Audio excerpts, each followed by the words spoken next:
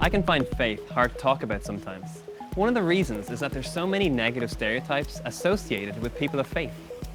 It's painful that some of the stereotypes are right on the money, thanks to a few extremists and fanatics who have done and still do atrocious things in what they claim to be the name of God. Christianity specifically has its own stereotypes, some that I personally try not to be defined by, like Mr. Nice Guy. Now, there's nothing wrong with being nice. In fact, please be nice. But if I'm just a nice religious person who shows no real emotion or passion about what's right, then that's not great. Or if I'm Mr. Nice and get walked all over and show no backbone, then that's not great either.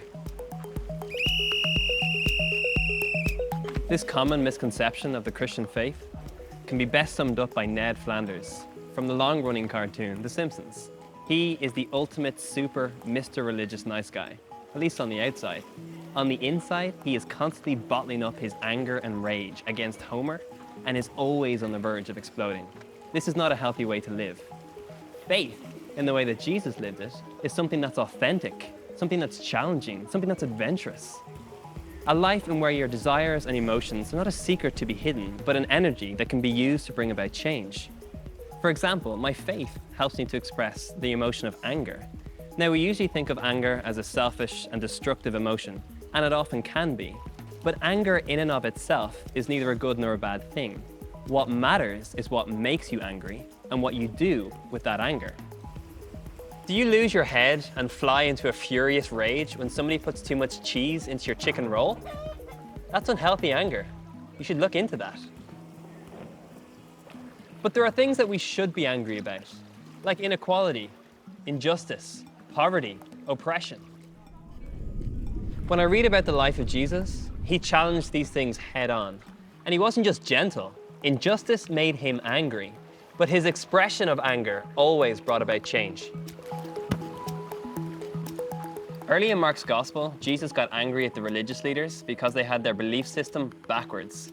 They were convinced that no work could be done on the Sabbath, the day of rest, even to the point of healing someone.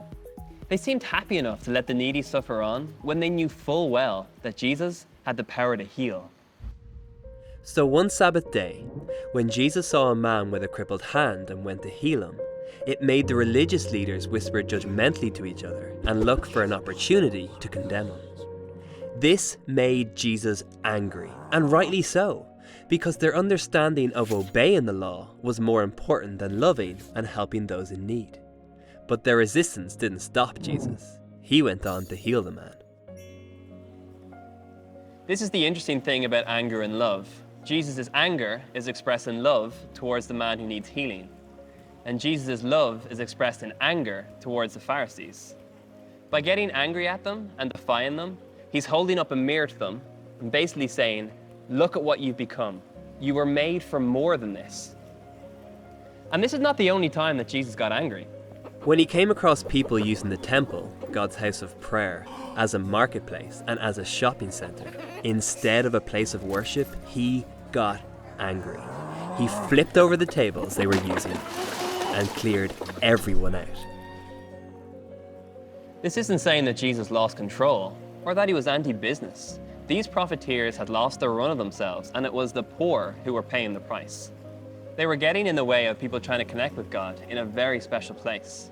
Jesus was passionate about not letting anything get in the way of people trying to connect with God, or let anything get in the way of him expressing his love for those who needed it the most. Mr. Nice Guy might look lovely and religious, but he's not what Christianity is about. If faith was a swimming pool, he'd be the guy in the Speedos, the pink armbands, standing on the edge and dipping his toe in. Following Jesus involves all of me, and is more like diving in at the deep end.